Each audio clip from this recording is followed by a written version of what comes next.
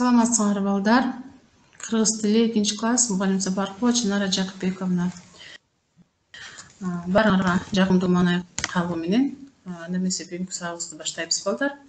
Бүгүнкү сабакта биз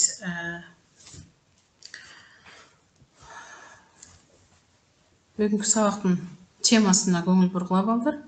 Бүгүнкү сабактын темасы сүйлөмдө эни милдетин аткарган айбанат аттары деп аталат. Өткөндө биз сүйлөмдө энин милдетин аткарган адам аттары деген тема боюнча сүйлөшкөн болчубуз балдар. Өткөнбүз теманы бул жерде силер бул теманы жөн гана түшүнүп койбостон, бул темадан силер билесиңер, ээге суроо бергенде кайсы суроону кандай кылып беребиз? Мисалы, биз өткөн сабакта сүйлөмдө эни милдетин аткарган адам аттарын табыш үчүн биз эмне кылдык элек? Суроо бергенбиз. Адам аттарына биз кимдер деген гана суроо бере алабыз. Ал эми бүгүн болсо, негизи эле ээге биз кандай суроо берчү элек балдар, эстеп көргүлөчү. Биз сүйлөмдүн ээси деп сүйлөмдүн ээсин өткөндө кандай суроо бергенбиз? Кандай суроо бердик элек? Биз суроо бергенбиз. Сүйлөмдүн ээсин табыш үчүн биз ким, кимдер, эмне, эмнелер деген суроолорду берген болчук балдар. Ал эми бүгүнкү сабакта болсо ошол өткөн сабакта сүйлөмдүн ээси болгон адам аттарына кимдер деген суроо берсек, бүгүн сүйлөмдүн эни милдетин аткарган айбанат аттарына кандай суроо берет экенбиз? Ошого дагы жакшылап көңүл бурушубуз керек балдар. Сабактын максаты сүйлөмдө эни милдетин аткарган сөздөрдү суроо берүү менен таба алабыз. Айбанаттардын атын катыштырып сүйлөм түзө алабыз.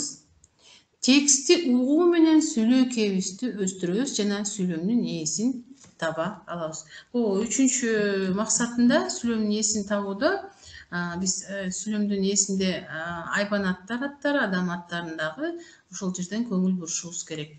Кыргыз тилинде силер билесиңер, кимдер деген суроого жандуу зат адамдарга гана берилет. Ал эми эмнелер деген суроону сүйлөмдүн ээси болуп, сүйлөм ээси болуш үчүн, мисалы, ошол эле айбанаттар жандуу да, аларга биз эмне кылабыз?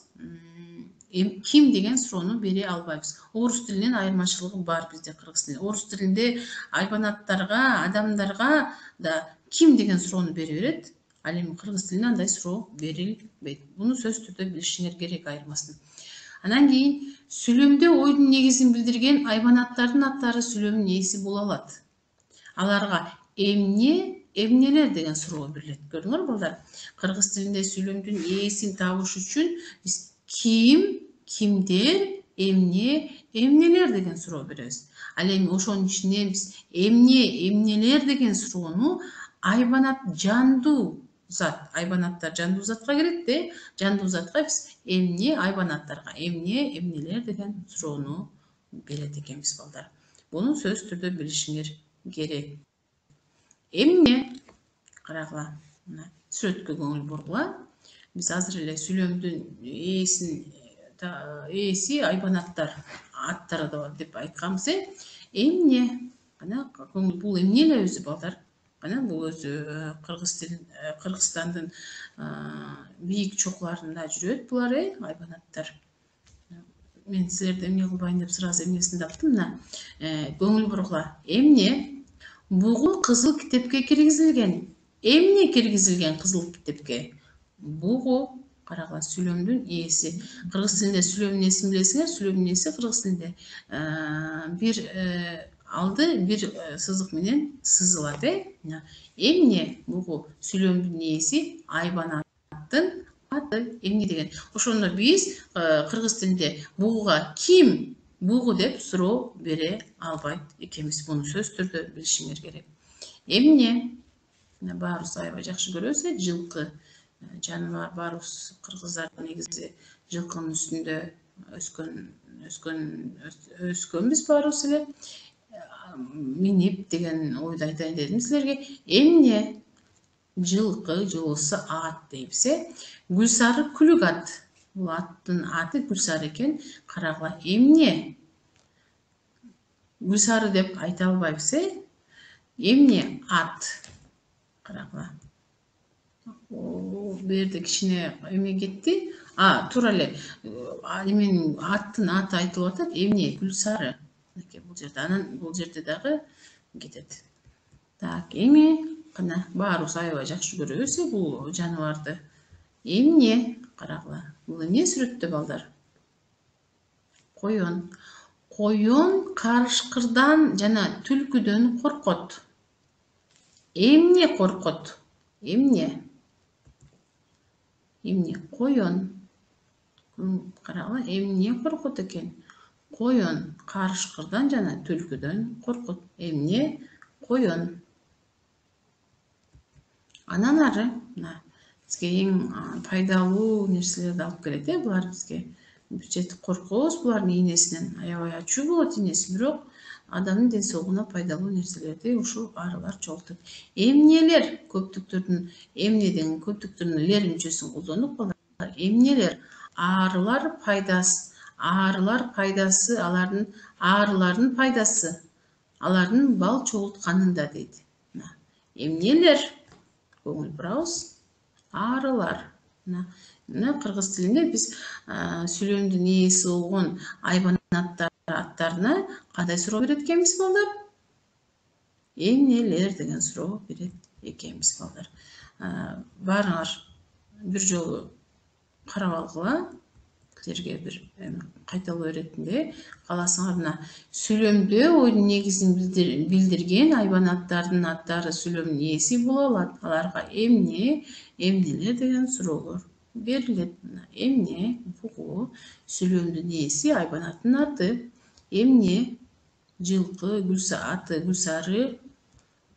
Эмне коён сүйлөмдүн ээси болду. Эмнелер арылар сүйлөмдүн ээси айбанаттардын аты болуп кетти. Так, эми биз өткөн бул жерден дагы сөзсүз түрдө көңүл бурабыз, сүйлөмдүн ээсин тапканга аракет жасайбыз. Ошондо сүйлөмдүн ээсин табыш үчүн биз сүйлөмдү ким, кимдер, эмне, эмнелер деген суроо берүү аркылуу табат экенбиз дагы. Анан ким деген суроону жандуу гана зат адам аттарына беребиз. Ал эми ошол эле учурда жандуу зат айбанаттардын аттарын билиш үчүн эмне, эмнелер жана жансыз заттарга дагы эмне, эмнелер деген суроо берилет. Эми биз өткөн темада Садако деген кыз жөнүндө айтканбыз, атом бомбасы жөнүндө сүйлөшкөнбүз. Бул кыз эмнеден улам, эмненин запасынан улам ооруп калган, эсиңерде болсо эстеп көргүлө балдар. Аябаганда бир сонун текстти окуган болчук, анан аркысы баарыңар кызыктуу болсо өзүңөр да окуп койгула деген болчумун. Эгерде кимди ким окуп койгон болсо, билсе, анда азаматсыңар. Азыр мен дагы бир жолу окуп берем, кунт коюп уккула.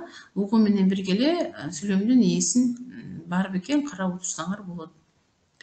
Өткөндө биз ошентип жана Садаконун катуу ооруп калат, бул айыкпас оору болот. Анан жанагы курбусу келип, ага эмне Японияда бул жана турна деген бул аябагандай бир жакшылыктын нишаны болгондуктан ага эмне кылат? Ошо Садакого курбусу жанагы турна жасасак, балким аягып кетесиң деген үмүт берет дагы. Анан Садако эмне кылып баштайт? Турна жасап баштайт. Ошол жөнүндө мен силерге окуп берейин. Ага ишенген Садако кагаздан 1000 турна жасайм деп күнү түнү чарчабай аракеттенет. Ал аны менен алектенип, оорусун да унутуп, бар күчүн кайтадан жыйнайт. Кээ күндөрү 1000 турнаны жасап бүтпөй тургансып, көңүлү чөгүп, бирок кайрадан үмүт менен досторуна, ата-энесине дем берет. Ал 600 турна жасаган кезде оорусунан айыгам деген үмүттө Садаконун ден соолугу оңоло баштайт.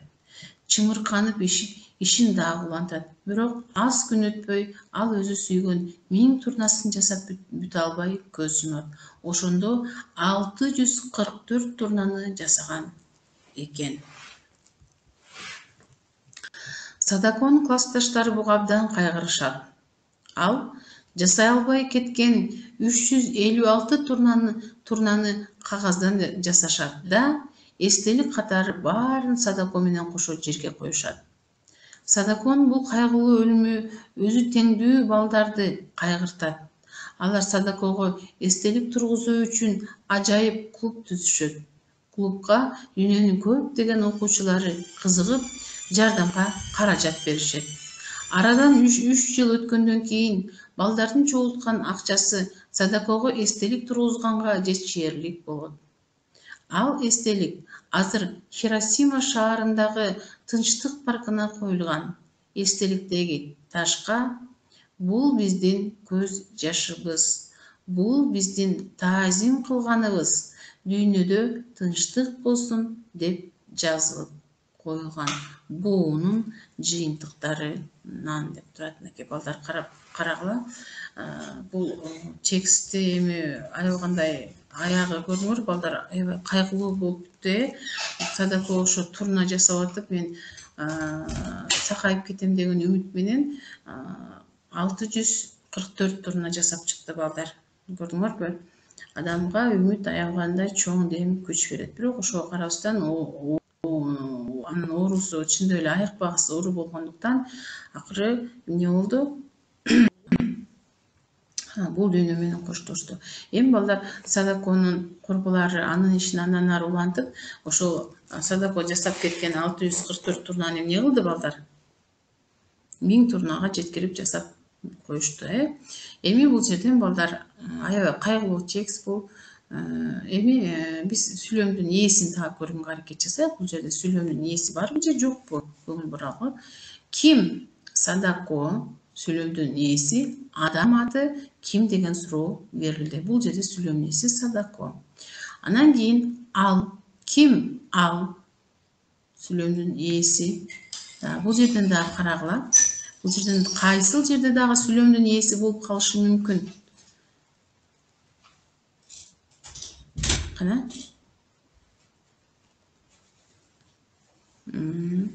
Кара. Эгерде бул жерде турна деген сөз өзгөрсө, эмне турна деген сүйлөмдүн ээси болуп бере алат бизге. Эми бул жерден да карагыла. Кимдер? Классташтар. Ким? Садако. Кимдер? Алар. Мынакей. Эмне? Эстелик. Бул жансыз зат болгондуктан эмне деген суроо берди. Ким? Ал. Көрдүңөрбү? Булардын баардыгы ошондо эмне экен? Кайсы гана текст болбосун, сүйлөм болбосун, сүйлөмдүн ээсиз болбойт. Сөз түрдө текстте болобу, сүйлөмдө болобу, биз сүйлөмдүн ээси менен кошо эмне кылат экенбиз? Ээсин качыштырып сүйлөм түзөт экенбиз. Бул жерде да турат эстелик. Эмне? Эстелик. Булар эмне экен? Сүйлөмдүн ээси болуп турат. Эмне? Турна. Канаттуу, жандуу, биз кандай суроо берет экенбиз? Эмне деген суроо берет экенбиз. Азаматсыңар, эгерде кимде ким таап иш деттерине жазып отурса, анда азаматсыңар. Текстти түшүнүүңөр болуш керек, текстти түшүнгөндөн кийин сөз түрдө өз алдыңарча айтып бергенге, өз алдыңарча ой жүгүрткөнгө аракет жасагыла. Анткени ар бирибиз текстти жөн гана угуп койбостон сүйлөй-кебибизди өстүрүшүбүз керек балдар. Суроолор. Садако эмне үчүн ооруп калды? Ана баштапкы текстти эстегиле. Анын оорунун себеби эмне болду? Анткени кайсы бул атом бомбасынан жарылгандан аякта реактивный аябай күчтүү эмнелер болгондуктан, анын лучтары, анан ал эмне болду? Ошондон улам ушул атом бомбасы Хиросима шаарына жарылганда анын кесепетинен бул ушул ооруга 10 жылдан кийин чалдыгып отурат. Ал канча жашта экен? Эстегиле, ал канча жашта эле? Ошол Япон шаарына атомный бомбасы жардырууга таштаганда ал кичинекей болчу, ал арадан 10 жыл өткөндө болуп атат. Ошондо 10 жашында бул ооруп калды. Садако дарыгерлерге барып дарыландыбы? Кана силер кандай ойлойсуңар? Дарыгерге барып дарыланды деп ойлойсуңарбы? Ооба, эгерде сүрөттү карап көрсөңөр балдар, бул мынакей, бул өткөн сүрөттө да дарыгерлердин сүрөттөрү менен тексттин башында берилген болчу. Бул сөз түрдө Садако дарыгерлерге барды, көрүндү, бирок дарыгерлер эмне кылды? Жакшы үмүт берген жок. Анткени бул айыкпас оору деген жыйынтыкка келишкен болчу. сөз түрдө не дейбиз? Ооба деген жооп беребиз. Анткени Садаконун ата-энеси күчтүү дарыгерлерге алып барды. Курбусу кандай кеңеш берди? Эмне үчүн? Кана эми ушул жерде ойлосоңор, курбусу туура кеңеш берди деп ойлойсуңарбы? Жана эмне үчүн берди бул кеңешти? Бунун курбусу кеңеш берген себеби кичине да болсо ал эмне кылды? Ага Садакого өмүрүн кичине да болсо узартты. Анткени ал өзүнүн кандайдыр бир үмүт пайда болуп жашашына, анан ал эмне кылды? Кичине да болсо убакытты созуп өзүнүн өмүрүн узартып берди. Садако курбусун эмне үчүн деген жоопту бердик, балдар. Садаконун классташы кандай иштер жасады? Карагылачы, Садаконун классташтары кандай иштер жасаган экен? Садаконун классташтары жанагы 1000 турнаны жасап бүтө албай калбадыбы, мына 356 турнаны кагаздан кайра өздөрү эмне кылды? Садаконун ордуна классташтары жасады, Анан кийин эмне кылды? Арадан 3 жыл өткөндөн кийин балдардын чогулткан акчасы Садакого эстелик тургузуп беришти. Ал эстелик азыр Хиросима шаарындагы Тынчтык паркына коюлган эстеликтеги ташка алар өздөрү жазышты. Эстеликке бул биздин көз жашыбыз, бул биздин таазим кылганыбыз, дүйнөдө тынчтык болсун деп жазылган.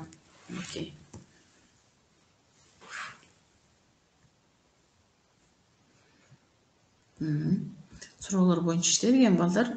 Бул жерде кайталоо кетейин. Бул табышмактарды окуганда бүгүнкү тема менен байланыштырууга кандай байланышы бар? Муруту бар, ээлегинде сакалы жок, тону бар, кийерине чапаны жок. Пайдасы үй ичинен табылган соң, талаага барып келер, сапары жок. Биринчи табышмак. Ойлоңгула, балдар. Уккан сөзүн кайталайт, өзүнчө эле кайкалайт. Уят кылып койбосун, орой сөздү байкап айт дейт. Бул канаттууга, бирөөсү үй жаныбарына тиешелүү. Кана ойлоңгула, балдар. Азаматсыңар. Бул эмне, балдар? Мен суроо берип атам. Бул эмне? Бүгүн көбүнчө биз эмне деген суроонун тегерегинде иш алып бардык. Сүйлөмдүн дагы бүгүнкү сүйлөмдүн ээси болгон айбанаттар жөнүндө болду. Бул үй жаныбары эмне экен? Бул мышык экен. Муруту бар, ээлегинде сакалы жок дейт. Тону бар, кийерине чапаны жок. Пайдасы үй ичинен табылган соң, талаага барып келер, сапары жок. Бул үйдө эмне кылып экен? Пайда кылса да, кылбаса да үйдүн ичинде жашаган жаныбар экен.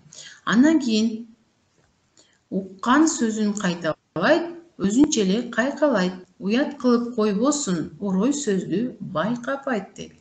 Бул да үй канаттуулары. Биз кайсы канаттууну сөз сүйлөгөнгө үйрөтөбүз? Ойлонуп көргүлөчү, балдар. Азаматсыңар. Бул кандай экен? Тоту куш экен. Тоту кушка эгерде кимдин үйүндө тоту куш бар болсо, сүйлөткөндү үйрөтөм десеңер, анда биз эмне кылат экенбиз? Бизди уят кылбай тургандай кылып, орой сөздөрдү эмне кылып башыбыз керек экен? Үйрөтпөшүбүз керек экен, балдар. Мына бул эки канаттуу менен бул үй жаныбарына биз, булар жандуу заттар, балдар. Жалпы жонунан жандуу заттарга келет дагы, биз буларга кандай суроо берет экенбиз? Кана эстейбиз, биз бүгүнкү тема ушул боюнча болгон болчу, балдар. Эмне деген суроону беребиз. Эмне? Бул эмне? Бул мышык. Бул эмне? Бул тоту куш, балдар. Бүгүнкү тема сүйлөмдүн ээси айбанаттар аттары жөнүндө болду, балдар. Үйдөн да карап койгула деп ойлоймун. Сабагыбыз аягына чыгып келатат, балдар. Үйгө тапшырма алабыз, сүйлөм түзөбүз. Эми мен жөн гана сүйлөм түзөбүз деп койдум. Өзүңөр ойлонуп көргүлө, балдар. Кандай сүйлөм түзүшүңөр мүмкүн? Мына ушул жерден эле мышык, тоту куш, турна жөнүндө сүйлөм түзсөңөр жетишерлик болуш керек. Жоксо үй жаныбарлары, итти кошкула, тоокту кошкула үй канаттууларынан, мына ошентип сүйлөм түзсөңөр болот, балдар. Андан эмесе сабагыбыз аягына чыкты, балдар. Сак саламатта калгыла, көрүшкөнчө. Бүгүнкү сабак сүйлөмдүн ээси болгон айбанат аттары, аларга биз эмне, эмнелер деген суроону беребиз, балдар.